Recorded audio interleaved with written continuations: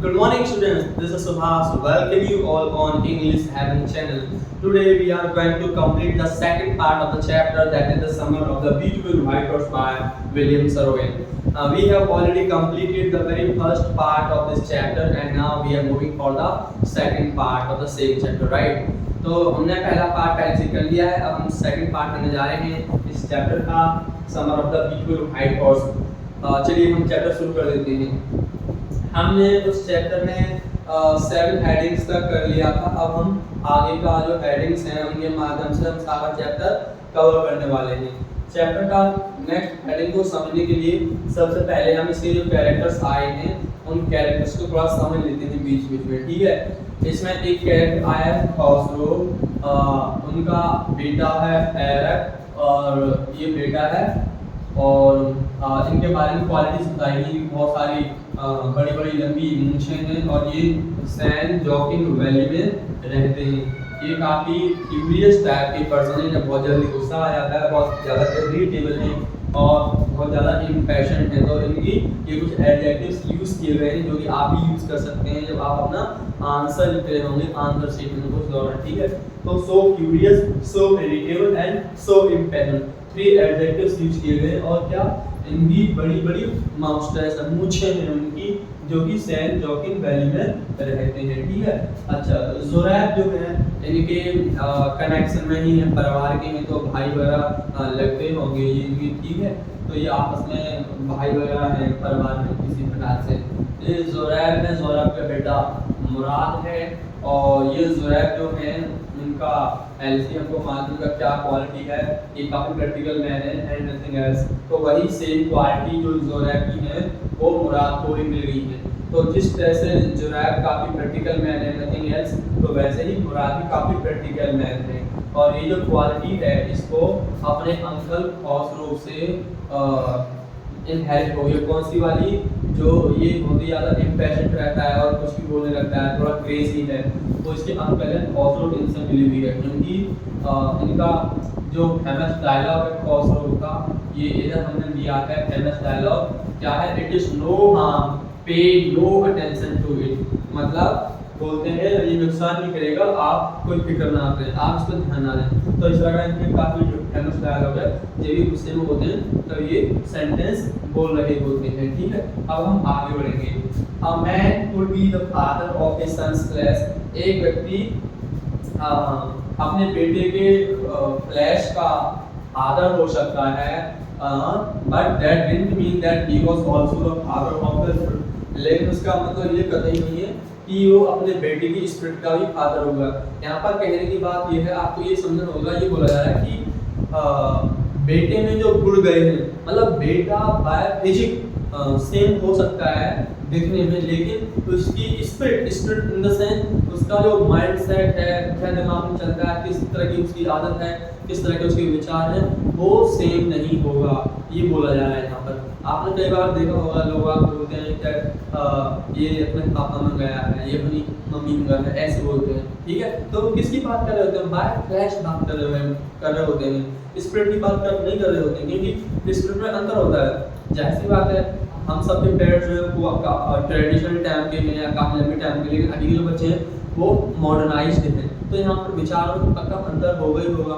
तो स्पिरिट यहाँ पर सेम नहीं होगी जो खसरो में पाई गई है, ठीक है, और या उसमें मुराद में पाई गई। स्पिरिट में अंतर है लेकिन बाय फिजिक सेम होगा। तो यहाँ पर वो क्वालिटी बताने की बात की गई है यहाँ पर, ठीक है। अब हम आगे बढ़ते हैं, स्टोरी को आगे बढ़ते हुए हमारा पहला हेडिंग है हॉर्स राइडिंग। इससे पहले हमने किया था हॉर्स राइडिंग का, लेकिन यहाँ पर आप हम करें हॉर्स हाइडिंग। तो यहाँ पर घोड़े की सवारी की गई थी, सवारी कर ली है।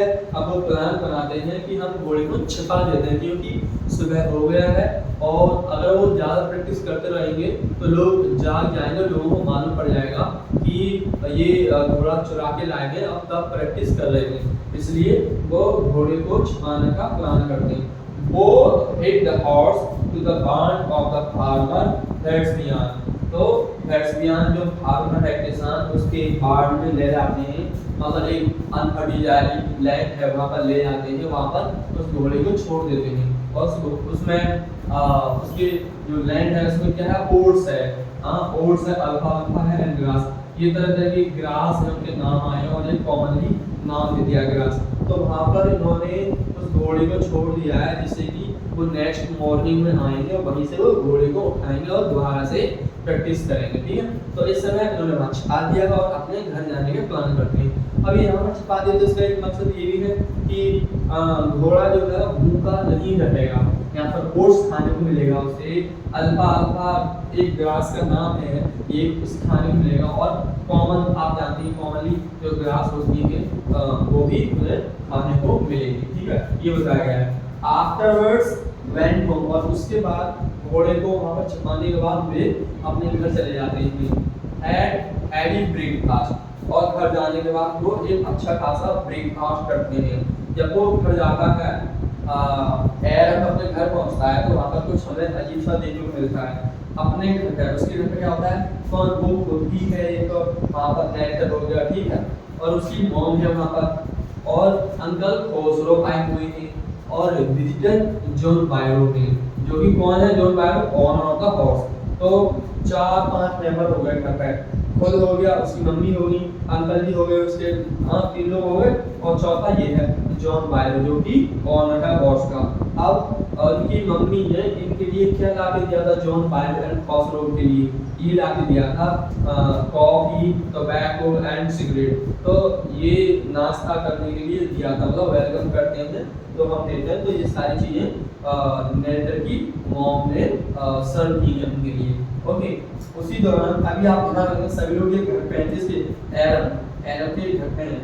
John Byrow informed that his horse is stolen, यहाँ पर वो शेयर करता है, इंफॉर्मेशन देता है कि मेरा घोड़ा ना चुरा लिया गया है और मैं बहुत ज़्यादा परेशान हूँ, मैंने बहुत कोशिश की ढूंढने को, मेरा घोड़ा मिल नहीं रहा है।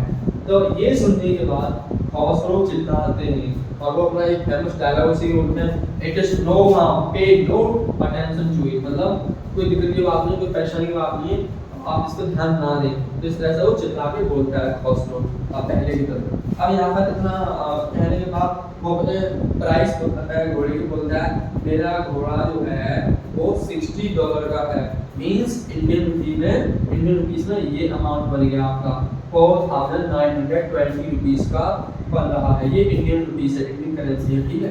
तो इतना पार्ट हो जाता है। अब यहाँ से जो जॉन बायरो है वो अपने घर चले जाते हैं और देखते हैं क्या करता है। After the departure of John Byro, मतलब जॉन बायरो का डिपार्चर हो जाता है, वो अपने घर चले जाते हैं।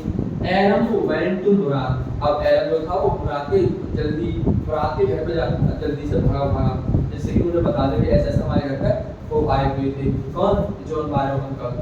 तो मुराद जब वो उसके घर जाता है तो क्या पाता है, Murad sitting under a peach tree.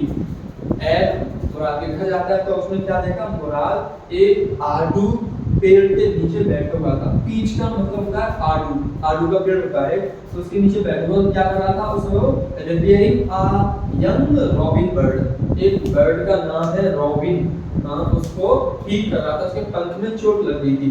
एक यंग बर्ड था, पक्षी था, उसके पंख में चोट लग गई थी, उसे ठीक कर रहा था मुराद। यहाँ पर वो आ जाता है, Aaron told him about John Byro's visit. यहाँ पर जो एरन है जॉन बायरो के विजिट के बारे में बताता, बोलता है कि मुराद मालूम अपने घर पर वो आए हुए थे, जॉन बायरो जो ओनर है हॉर्स के, अपने घर पर आए हुए थे। तो एकदम वो डर जाता, दोनों बच्चे डर जाते, अरे ऐसा था। तो वो सोच रहे थे आप करें क्या next. they plan to keep the horse for 6 months।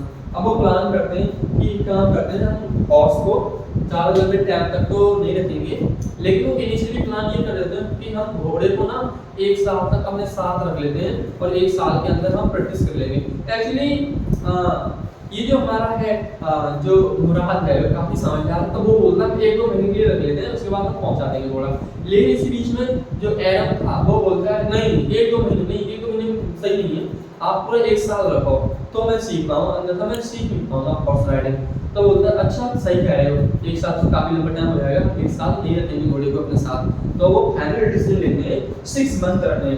तो इसलिए 6 मंथ तक उस घोड़े को अपने पास रखते हैं, डुबका के छुपा के किसी तरह से रखते हैं जिससे कि वो हॉर्स राइडिंग सीखना। उनका कोई और पर्पस नहीं था, they just wanted to learn horse riding, so that's why they cared the horse with themselves for 6 months constantly.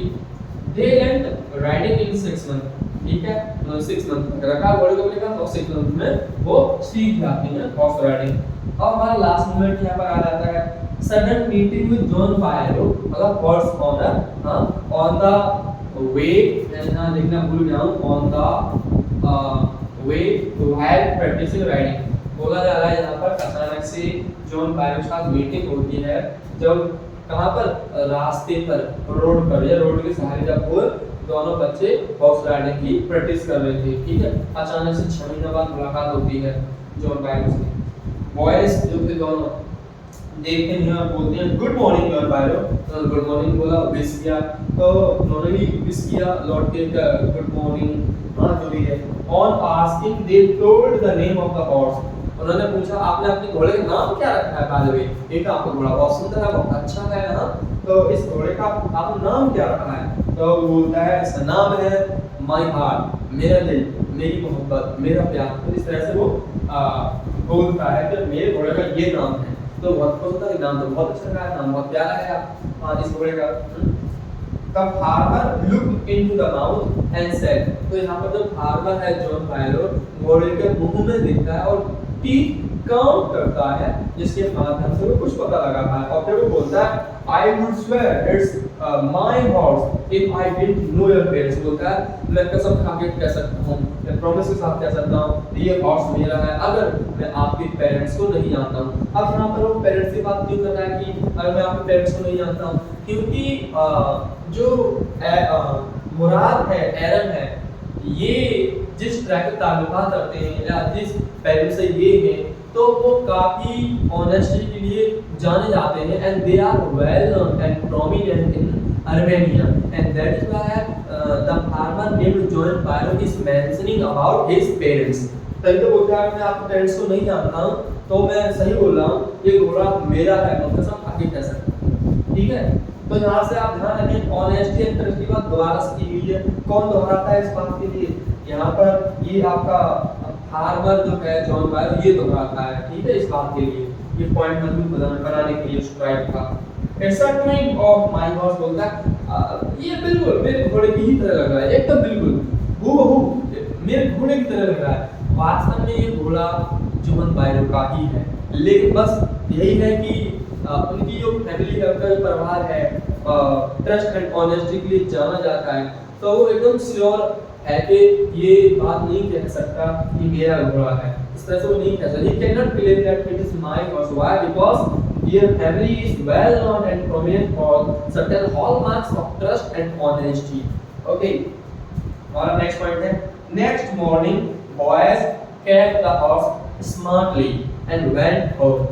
अब अगली मॉर्निंग बॉयज क्या करते हैं, घोड़े को उठाते हैं और सुबह कोई उठा भी नहीं होता है और चुपचाप जॉन बायरो के घर पहुंचा देते हैं। यहाँ पर मतलब उनका जो बार है, उनका खेत है, वहाँ पर चुपचाप पहुंचा देते हैं और वहाँ पर डॉग्स है वो भी उन्हें फॉलो करने के उतना नहीं, ठीक है।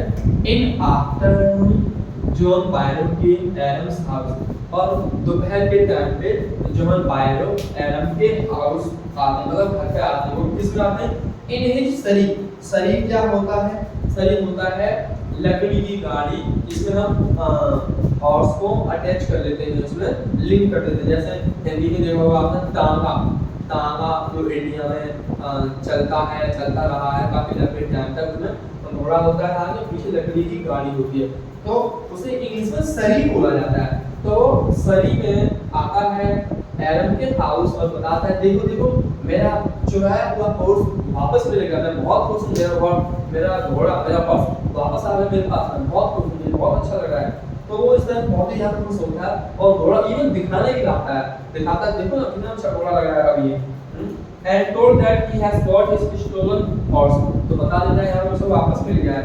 Changes in horse, अब यहाँ पर बताया जाता है क्या क्या चेंजेस आ गए हैं हॉर्स में इस समय बाद, कुछ समय बाद। Horse is stronger than ever, घोड़ा थोड़ा मजबूत हो गया, स्ट्रॉन्ग हो गया पहले से, पहला पॉइंट बेटर टेम्पर्ड। और अब उसका जो मतलब पहले गुस्सा जल्दी हो जाता था घोड़ा, अब घोड़ा जो है वो इरिटेबल नहीं है, मतलब इतनी जल्दी गुस्सा नहीं होता है। तो बेटर टेम्पर्ड, जो उसका टेम्पर होता था और गुस्से होने का वो बहुत जल्दी हो जाता था, हाइपर हो जाता था, लेकिन वो इतनी जल्दी गुस्सा नहीं होता, तो उसमें इम्प्रूवमेंट आया है। तो यहाँ पर दो चीज पहली है, फिजिकली वो स्ट्रांग हो गया है एंड मेंटली थोड़ा सुधर गया है, मतलब इतनी जल्दी गुस्सा नहीं होता है।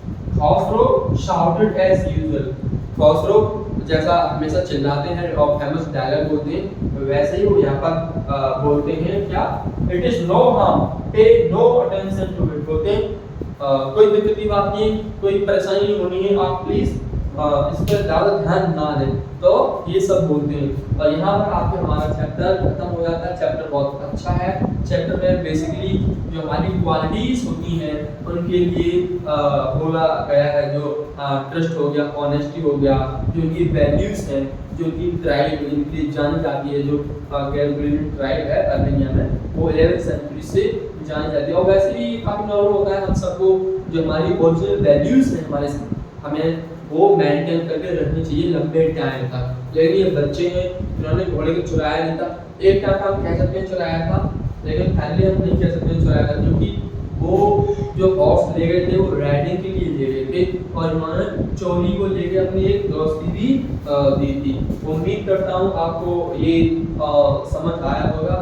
YouTube पर हमारी एक प्लेलिस्ट दी हुई है, अगर आपको चैप्टर डायरेक्टली नहीं मिलता है तो आप हमारी प्लेलिस्ट में जाके वहाँ से सीक्वेंस वाइज दिए गए सारे वीडियोस आप वहाँ से सेलेक्ट कर सकते हैं, देख सकते हैं। ये इस चैप्टर का पार्ट 2 है। Thank you guys for being wonderful audience. Share the channel for the friends and subscribe the channel for the upcoming notifications. Stay healthy and until the next video. Bye bye.